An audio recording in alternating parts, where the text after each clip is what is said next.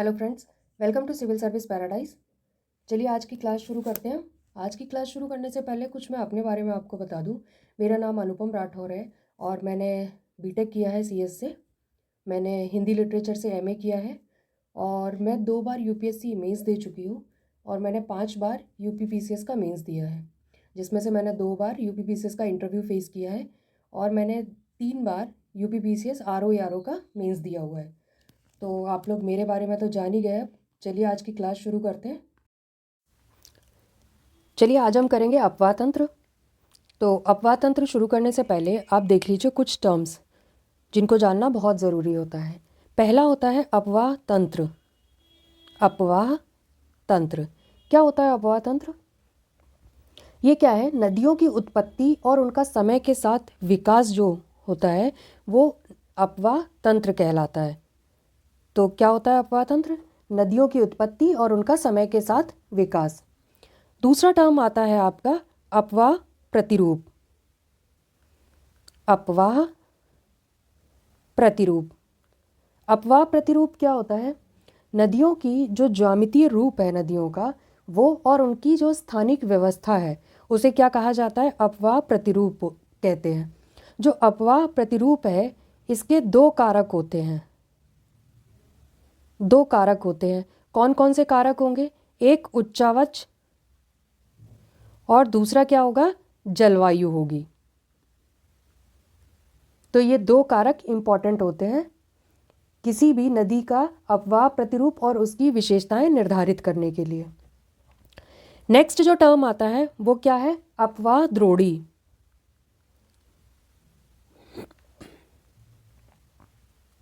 अपवाह द्रोणी ये क्या होता है? अपवाह द्रोणी नदी तंत्र द्वारा अपनी सहायक नदियों के साथ जो अपवाहित क्षेत्र कवर करती हैं उसे क्या कहा जाता है? अपवाह द्रोणी कहते हैं।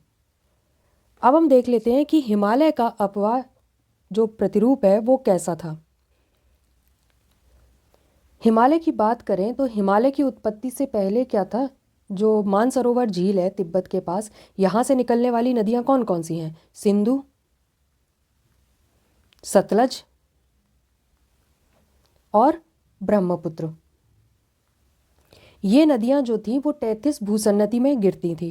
तैथिस भूसन्नति आपको क्लियर कर दूँ, ये रहा यूरेशियन प्लेट। अगर हम बात करें यहाँ पर मान लीजिए भारत, ये छोटा सा नक्शा, ठीक है, भारत हो गया। तो ये तैथिस सागर था, यहाँ से ये नदियाँ निकलती थी। कौन कौन सी? सिंधु, सतलज और ब्रह्मपुत्र। ये इस तैथिस भूसन्नति में गिरती थी। और जो प्रायद्वीपीय नदियाँ थीं ये भी क्या थी? उत्तर की तरफ प्रवाहित होकर ये इसी तैथिस भूसन्नति में गिरती थी। अब जब हिमालय बना, हिमालय का उत्थान हुआ तो क्या हुआ? हिमालय बढ़ता गया, ये नदियाँ प्रवाहित हो रही थी तो इन नदियों ने क्या किया? इसको काटना शुरू कर दिया और ये काट काट कर अपनी जो पहली दिशा थी, पहले जैसे बहती थी उसी दिशा में प्रवाहित होती रही। इसीलिए इन नदियों को क्या कहा जाता है? पूर्ववर्ती नदियाँ कहा जाता है। अब हम देखते हैं कि इन 3 नदियों ने क्या किया? जो वृहद हिमालय, सबसे पहले वृहद हिमालय बना, वृहद हिमालय को काट कर खड़े कगार वाले खड्डों का निर्माण किया। मतलब इस शेप में खड़े कगार वाले, ठीक है। इन्हें क्या कहा जाता है? गार्ज कहा जाता है। तो अब हम देख लेते हैं कि इन तीनों नदियों ने कौन कौन से गार्जों का निर्माण किया। सिंधु नदी ने किस गार्ज का निर्माण किया? सिंधु गार्ज का, सिंधु गार्ज का निर्माण किया। सतलज ने शिप्किला गार्ज का और ब्रह्मपुत्र ने किसका किया? कोरबा गार्ज का, कोरबा गार्ज का निर्माण किया।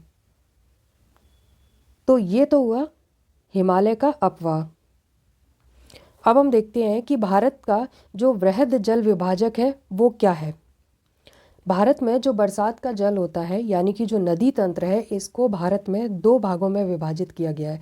किस किस भाग में? एक तो बंगाल की खाड़ी का प्रवाह तंत्र है और दूसरा है अरब सागर का प्रवाह तंत्र।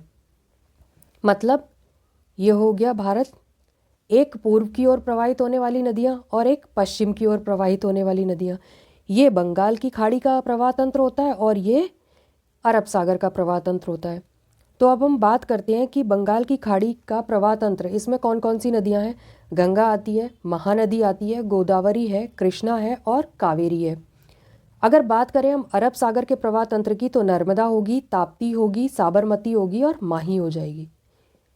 इन दोनों प्रवाह तंत्र को अलग करने वाली रेखा को क्या कहा जाता है? भारत का वृहद जल विभाजक कहा जाता है।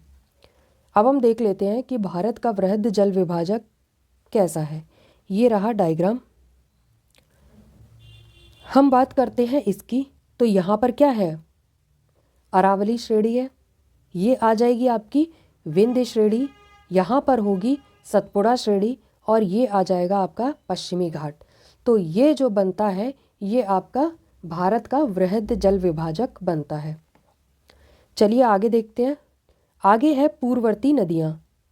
बात करें हम पूर्ववर्ती नदियों की तो अभी हमने देखा, जब हम हिमालय का अपवाह देख रहे थे, तो पूर्ववर्ती नदियाँ कौन सी होती हैं? जो किसी भी पर्वत निर्माण से पहले जिस डायरेक्शन में प्रवाहित हो रही थी, पर्वत निर्माण के बाद भी वो उसी डायरेक्शन में प्रवाहित होती रहे, मतलब अपनी दिशा को पूर्ववत विद्यमान रखे। उन्हें क्या कहा जाता है? पूर्ववर्ती नदी कहा जाता है। भारत की जो 6 नदियां हैं वो पूर्ववर्ती नदियां हैं। कौन कौन सी हैं? सिंधु है, सतलज है, अलकनंदा है, गंडक है, कोसी है और ब्रह्मपुत्र है। ये 6 नदियां जो हैं वो भारत की पूर्ववर्ती नदियां। अब हम देखते हैं कि नदियों को 2 भागों में विभाजित किया जाता है। कौन कौन से हो जाएंगे? एक उत्तरी नदियां होंगी और दूसरी कौन सी हो जाएंगी? प्रायद्वीपीय नदियां होंगी। अगर हम बात करते हैं उत्तरी नदियों की तो कौन कौन सी आएगी? एक तो सिंधु नदी होगी, दूसरी गंगा हो जाएगी और तीसरी मेन ब्रह्मपुत्र होगी। प्रायद्वीपीय नदियों की बात करें तो पूर्व की ओर प्रवाहित होने वाली नदियाँ होंगी और कौन सी हो जाएंगी? पश्चिम की ओर प्रवाहित होने वाली नदियाँ होंगी। नेक्स्ट टर्म आता है एक डेल्टा और एस्चुरी। तो डेल्टा जो है वो किस तट की विशेषता है? डेल्टा जो है वो पूर्वी तट की विशेषता है और एस्चुरी ये पश्चिमी तट की विशेषता है। यानी कि जो पूर्व की ओर प्रवाहित होने वाली नदियां हैं वो डेल्टा का निर्माण करती हैं और पश्चिम की ओर प्रवाहित होने वाली नदियां एस्चुरी का निर्माण करती हैं। नेक्स्ट हम देखते हैं, अब एक एक करके हम नदियों को देखेंगे। तो सबसे पहले अब हम बात करेंगे सिंधु नदी तंत्र की। तो देखिए ये डायग्राम पहले चेक करते हैं एक पूरा। ये रहा सिंधु नदी तंत्र। सिंधु नदी की बात करें तो ये कहाँ से निकलती है? ये कैलाश श्रेणी है, यहाँ पर आ जाएगा चेमायुंगडुंग ग्लेशियर, मानसरोवर झील और राकसताल। जो सिंधु नदी है वो चेमायुंगडुंग ग्लेशियर से निकलती है और ये आगे प्रवाहित होती हुई भारत में कहाँ प्रवेश करेगी? ये यहाँ पर दमचौक, क्या नाम है जगह का? दमचौक। दमचौक के निकट ये भारत में प्रवेश करती है। और ये किन श्रेणियों के बीच प्रवाहित होती है? लद्दाख श्रेणी और जास्कर श्रेणी। इन 2 श्रेणियों के बीच प्रवाहित होती हुई ये आगे कहाँ पर? कराची के निकट नीचे ये अपना डेल्टा बनाती है। अब इसकी सहायक नदियों की हम बात करें तो पहली इसकी सहायक नदी कौन सी है? ये देखिए, पहली इसकी सहायक नदी आ जाएगी श्योक नदी, जो कहाँ से निकलेगी? ये कराकोरम श्रेणी है। कराकोरम श्रेणी के जस्ट पीछे से निकलती है श्योक नदी। इसके बाद आगे बढ़िए, यहाँ पर आता है गिलगित, इसकी सहायक होगी। फिर आगे हम बढ़ते हैं तो इसमें मिलती है आकर काबुल नदी। काबुल की ही सहायक है कौन सी? स्वात नदी। इसके बाद आगे आ जाइए कुर्रम नदी, फिर आ जाएगी आपकी गोमल नदी। और आगे बढ़ते हैं हम तो देखते हैं कि चिल्लास के निकट, कहाँ पर? चिल्लास के निकट ये पाकिस्तान में प्रवेश कर जाती है। इसके बाद पाकिस्तान में ही एक जगह है मीठानकोट, यहाँ पर कौन सी नदी इसमें मिलेगी आकर? ये सतलज नदी मिलेगी। और आगे जाकर ये रांची के पास में, कराची के पास में सॉरी, अपना डेल्टा बना लेती है। अब देखते हैं हम किस नदी को? सतलज नदी को। सतलज नदी ये रही और ये कहाँ से निकलती है? राकसताल से। राकसताल से निकलकर ये आगे शिपकिला दर्रे के पास में क्या भारत में प्रवेश करती है। कहाँ पर करती है सतलज नदी भारत में प्रवेश? शिपकिला दर्रे के पास। इसमें हम जब आगे बढ़ते हैं तो हरिके बैराज के पास में इसमें व्यास नदी आकर मिल जाती है। व्यास नदी कहाँ से निकलती है? रोहतांग दर्रे के पास से निकलती है।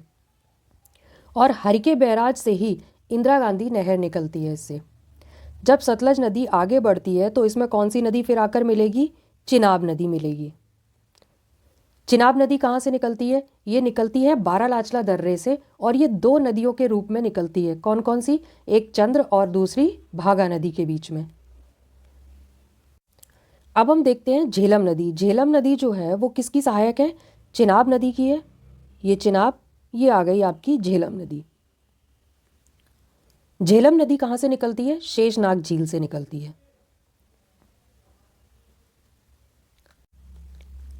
नेक्स्ट है आपकी रावी नदी। रावी नदी कहाँ से निकलती है? रोहतांग दर्रे से। ये भी चिनाब की ही सहायक है, और चिनाब आगे जाकर सतलज में मिल जाती है, और सतलज मिठानकोट पाकिस्तान में ये सिंधु नदी में मिल जाती है। तो ये तो हुआ पूरा सिंधु तंत्र। अब हम सिंधु तंत्र की सारी नदियों के बारे में एक एक करके पढ़ेंगे। तो पहले तो हम पढ़ेंगे सिंधु नदी के ही बारे में ऑब्वियसली। सिंधु नदी निकलती कहाँ से? अगर उद्गम की हम बात करें तो सिंधु नदी तिब्बत के मानसरोवर झील के पास चेमा युंगडुंग ग्लेशियर से निकलती है। जो चेमा युंगडुंग ग्लेशियर है इसी को ही क्या कहा जाता है? बोखरचू हिमानी कहा जाता है। तो दोनों नाम याद रखिएगा, चेमा युंगडुंग ग्लेशियर या बोखरचू हिमानी। अगर हम बात करें सिंधु नदी की जो सहायक नदियां हैं, तो बाईं ओर से मिलने वाली इसकी जो सहायक नदियां हैं वो कौन कौन सी हैं? सतलज, व्यास, रावी, चिनाब, झेलम, जास्कर और शिगार नदी। इसके बाद अगर हम बात करते हैं कि दाईं ओर से मिलने वाली नदियां कौन कौन सी हैं, तो श्योक होगी, काबुल होगी, कुर्रम, गोमल, गिलगित आ जाएगी। इसके बाद देखते हैं हम झेलम नदी। झेलम नदी का जो उद्गम है वो कहाँ से है? बेरी नाग के पास शेषनाग झील से है। इसकी सहायक नदी कौन सी होगी झेलम की? किशनगंगा होगी। जो श्रीनगर है वो कहाँ पर है? झेलम नदी के ही किनारे है। और झेलम नदी जो है वो सिंधु की सबसे छोटी सहायक नदी है। जो झेलम नदी है वो अनंतनाग से बारामूला तक नौगम में है। यह चिनाब की भी सहायक है। झेलम नदी हमने देखा ही चिनाब की सहायक है, सिंधु की तो है ही है ये सारी नदियाँ सहायक। अब इसके बाद हम देखेंगे चिनाब नदी। चिनाब नदी की बात करें तो चिनाब नदी सिंधु की विशालतम सहायक नदी है। तो सबसे छोटी नदी सहायक कौन सी है? वो है झेलम। और सबसे बड़ी सहायक कौन सी है? चिनाब नदी है। ये कहाँ से निकलती है? हिमाचल प्रदेश में चंद्रभागा कहलाती है एक तो ये। दूसरा, अगर इसके उद्गम की हम बात करें तो लाहुल में बाड़ालाचला दर्रे के दोनों ओर से ये चंद्र और भागा नामक दो नदियों के रूप में निकलती है। अगर हम देखें कि चिनाब की सहायक नदियाँ कौन कौन सी हैं, तो झेलम हो जाएगी, रावी होगी और तवी हो जाएगी। चलिए आगे चलते हैं। अब है रावी नदी। रावी नदी, इसका उद्गम कहाँ से है? रोहतांग दर्रे के पास से है। ये पीर पंजाल और धौलाधार श्रेणी के बीच में प्रवाहित होती है। तो पीर पंजाल और धौलाधार श्रेणी के बीच में कौन सी नदी प्रवाहित होती है? वो होती है रावी नदी। नेक्स्ट आता है कि चंपानगर जो है वो रावी नदी के किनारे है। अब हम देखते हैं व्यास नदी। व्यास नदी का उद्गम स्थल कहाँ है? रोहतांग दर्रे के पास ही व्यास कुंड के पास है। और इसकी सहायक कौन सी है? पार्वती नदी है। जो मंडी नगर है वो कहाँ है? व्यास नदी के किनारे है। नेक्स्ट बात करें हम तो सतलज नदी आएगी। सतलज नदी का उद्गम स्थल कहाँ है? ये है राकसताल। और हमने अभी डायग्राम में भी देखा कि सतलज नदी जो है वो शिपकिले दर्रे के पास से भारत में प्रवेश करती है। लुधियाना और फिरोजपुर जो है वो सतलज नदी के किनारे है। सतलज नदी की सहायक नदियों की बात करें तो व्यास हो जाएगा और स्पीति नदी होगी। अब हम देखते हैं पंचनद द्वारा निर्मित दोआब कौन कौन से हैं। पहली बात तो दोआब क्या होते हैं ये देखते हैं हम पहले। तो दोआब जो है वो दो नदियों के बीच की भूमि को क्या कहा जाता है? दोआब कहा जाता है। अब कौन कौन से दोआब हैं वो देखें। पहला है बिस्ट दोआब। बिस्ट दोआब किन दो नदियों के बीच है? व्यास और सतलज के बीच में। याद करने का तरीका भी सेम वैसा ही है। विस्ट है ना, तो वी मतलब व्यास हो गया, और स्ट स ये सतलज हो गया। फिर है बारी। बारी दोआब। बारी व्यास और रावी, मतलब फिर वही वा व्यास का और रा रावी का, वारी हो गया। फिर आता है रचना। रचना मतलब रावी रा, और चिनाब चना मतलब चिनाब, तो ये हो गया। चाज। चाज की बात करें तो चिनाब, ये सिर्फ एक याद करने का तरीका है ताकि आपको इजीली याद रहे कि कौन सी नदियों के बीच में कौन सा दोआब पड़ता है। तो जा से क्या हो जाएगा? झेलम। ठीक, तो चाज क्या होगा? चिनाब और झेलम। फिर है एक सिंधु सागर। सिंधु सागर झेलम और सिंधु के बीच में है। ये क्लियर हो गया। अब हम देखेंगे गंगा तंत्र। गंगा तंत्र देखने से पहले हम बात कर लेते हैं अलकनंदा और भागीरथी नदी के बारे में। तो ये देखिए डायग्राम,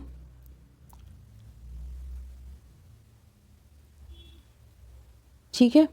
ये आ जाती है आपकी अलकनंदा नदी, और ये होगी आपकी भागीरथी नदी। अब बात करें हम अलकनंदा की, तो अलकनंदा जो है वो दो नदियों के रूप में आती है। पहले एक विष्णु गंगा और दूसरी धौली गंगा। जो विष्णु गंगा है वो बद्रीनाथ से निकलती है, और विष्णु गंगा और धौली गंगा के बीच में कौन सा हिमनद है? सतोपंथ हिमनद है। इसके बाद विष्णु गंगा और धौली गंगा दोनों ये कहाँ पर मिलते हैं आकर? विष्णु प्रयाग में, जोशीमठ में। जब ये अलकनंदा नदी आगे बढ़ती है तो इसमें एक नदी मिलती है आकर, नंदाकिनी। नंदाकिनी, न से नंदाकिनी और न से नंद प्रयाग में मिलेगी आकर। फिर आती है आगे पिंडार नदी। जो पिंडार नदी है वो कहाँ पर मिलती है अलकनंदा में? कर्ण प्रयाग में। और ये निकलती कहाँ से है? नंदा देवी से।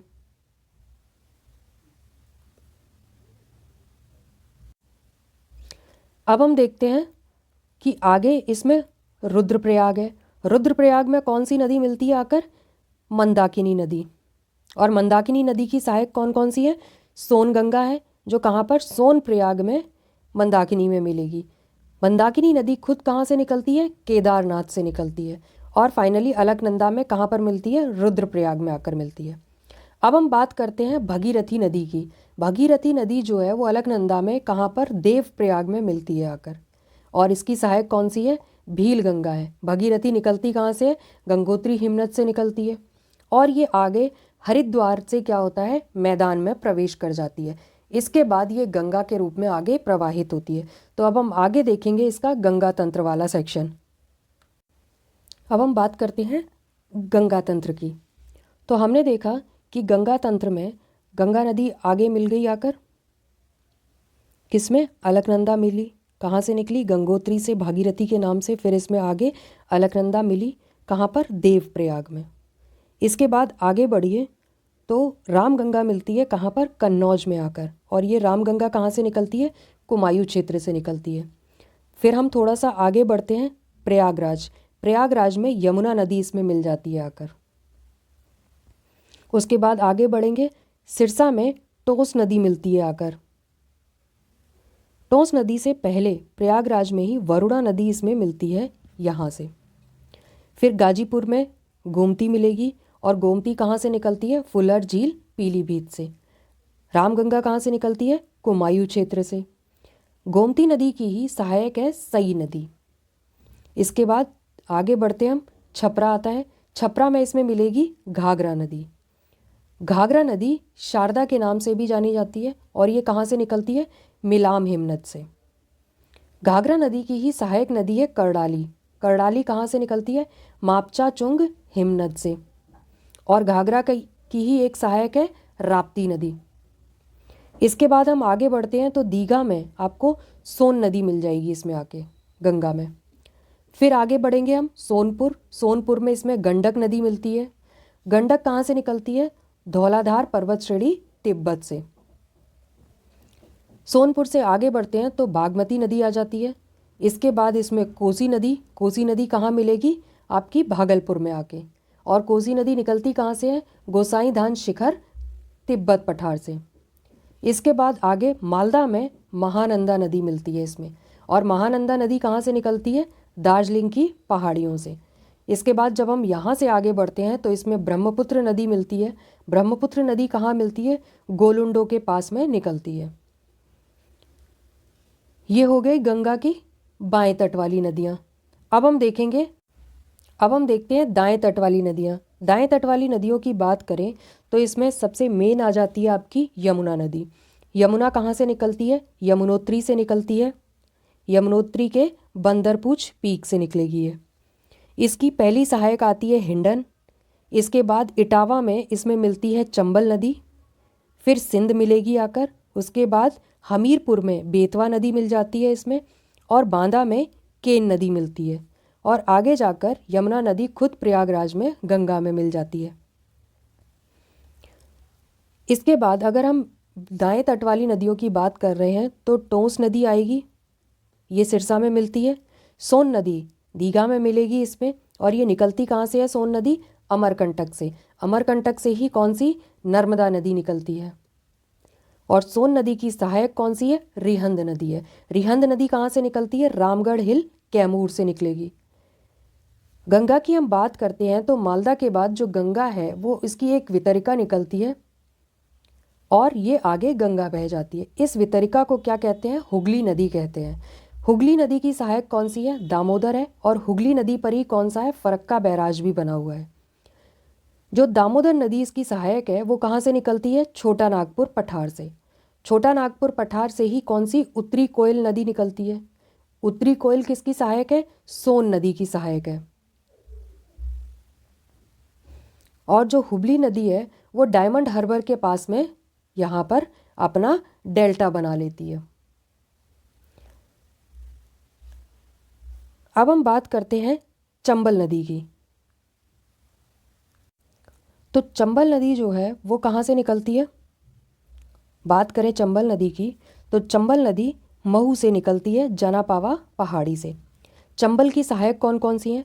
क्षिप्रा नदी है, काली सिंध है, पार्वती है। और चंबल नदी पर ही 3 बांध बने हुए हैं। एक कोट बैराज, जवाहर सागर या जिसको कहते हैं, ये कहाँ पर है? राजस्थान में है। दूसरा राणा प्रताप सागर राजस्थान में है। तीसरा गांधी सागर बांध एमपी में है। तो कोट बैराज और राणा प्रताप सागर ये राजस्थान में हो गए 2 और गांधी सागर जो है वो एमपी में हो गया। चंबल की ही एक सहायक है बनास नदी। बनास नदी कहाँ से निकलती है? खमनौर कुंभलगढ़ से निकलती है। इसके बाद हमने देखा था यमुना की एक सहायक है सिंध। सिंध कहाँ से निकलती है? गिरौज गुना एमपी से। नेक्स्ट आते हैं, हम बात करते हैं बेतवा। बेतवा कहाँ से है? कुमारगांव विंध्याचल से। नेक्स्ट है केन। केन बांदा में मिलती है यमुना में आकर और ये निकलती कहाँ से है? विंध्याचल से निकलती है। बाकी हमने ये नदियाँ देख ली हैं दाएं तट वाली। तो दाएं तट वाली नदियाँ यहाँ ख़त्म होती हैं। इसके बाद हम गंगा तंत्र के कुछ फैक्ट्स देखते हैं। तो गंगा तंत्र के फैक्टों की अगर हम बात करें तो सबसे पहले है कि गंगा नदी जो है वो 5 राज्यों में प्रवाहित होती है। कौन कौन से राज्य हैं वो? उत्तराखंड है, यूपी है, बिहार है, वेस्ट बंगाल है, झारखंड है। और सबसे ज़्यादा जो लंबाई है गंगा की वो किस राज्य में है? उत्तर प्रदेश में है सबसे ज़्यादा लंबाई। और बात करें सबसे कम की तो किस राज्य में होगी? झारखंड में होगी। दक्षिणी पठार से आकर सीधे गंगा में मिलने वाली नदियाँ कौन कौन सी हैं? जो दक्षिणी पठार से निकलती हैं और डायरेक्ट गंगा में मिलती हैं वो कौन कौन सी हैं? एक टोस हो जाएगी और दूसरी सोन हो जाएगी। अगर हम बात करें गंगा के बाएं तट की सहायक नदियों की तो कौन कौन सी होंगी? रामगंगा आएगी, वरुणा होगी, गोमती, घाघरा, गंडक, बूढ़ी गंडक, बागमती, कोसी और महानंदा। और अगर देखें हम दाएं तट वाली सहायक नदियाँ तो कौन कौन सी हैं? यमुना, सोन और हुगली नदी है। हुगली जो है वो बेसिकली इसकी सहायक नहीं है, वितरिका है। वितरिका क्या होती है? या डिस्ट्रीब्यूटरी, मुख्य नदी से निकलने वाली ऐसी छोटी नदी होती है जो वापस उस नदी में नहीं मिलती है, उसे क्या कहते हैं हम? वितरिका या डिस्ट्रीब्यूटरी कहते हैं।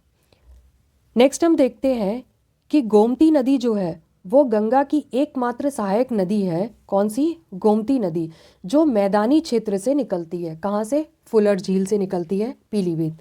अब आते हैं गंगा के किनारे के नगरों की बात करें तो हरिद्वार, कानपुर, प्रयागराज, पटना, भागलपुर, वाराणसी ये गंगा के किनारे हैं। यमुना के किनारे देखें तो दिल्ली, मथुरा, आगरा, हमीरपुर, प्रयागराज। जो यमुना की सहायक नदियों की अगर हम बात करें तो यमुना की सहायक नदियां कौन कौन सी होंगी? चंबल, सिंध, बेतवा, केन, टोंस और हिंडन। तो चंबल, सिंध, बेतवा, केन, इनको याद करने का तरीका है CSBK। C for Chambal, S for Sindh, B for Betwa, K for Ken. ये हो गई यमुना की सहायक नदियाँ।